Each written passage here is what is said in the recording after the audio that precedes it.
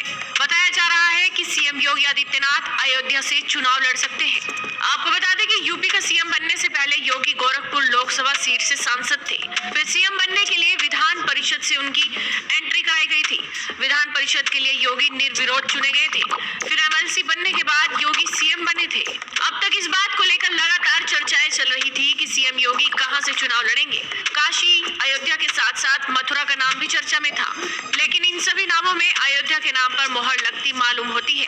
माना जा रहा है कि योगी आदित्यनाथ के सत्ता की कुर्सी थामने के बाद ही यहाँ के विकास कार्यों में तेजी आई।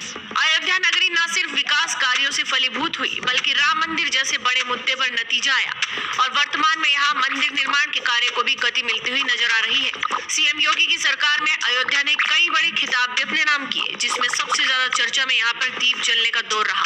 इस दौरान अयोध्या में रिकॉर्ड दिए जले और अयोध्या राज्य ही नहीं बल्कि पूरे देश में जगमगा रही थी।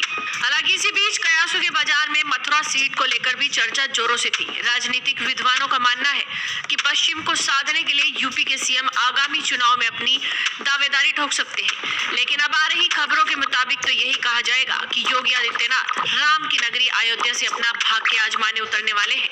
फिलहाल यूपी में पिछले 2 दिनों में 6 नेताओं के इस्तीफों से हैरान बीजेपी आने वाले चुनाव में योगी आदित्यनाथ को अयोध्या में उतारने पर विचार कर रही है। जानकारी आ रही है कि पीएम मोदी इस प्रस्ताव पर आखिरी सहमति देंगे।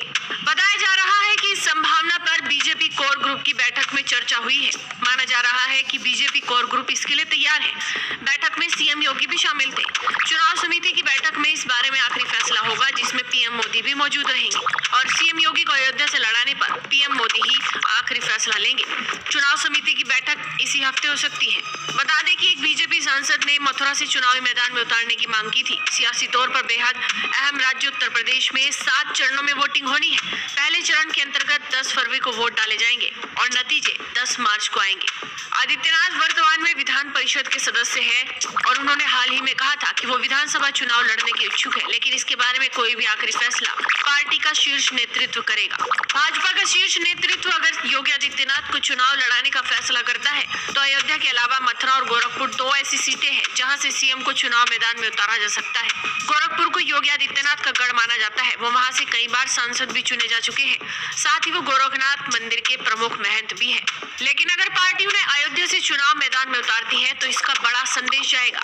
यूपी के उप मुख्यमंत्री केशव प्रसाद मौर्य और दिनेश शर्मा के साथ ही प्रदेश भाजपा अध्यक्ष स्वतंत्र देव सिंह पिछले 2 दिनों से दिल्ली में डेरा जमाए हुए हैं और उम्मीदवारों के नामों के साथ ही चुनावी रणनीति को लेकर लगातार केंद्रीय नेतृत्व के साथ विचार विमर्श कर रहे हैं। देखना होगा।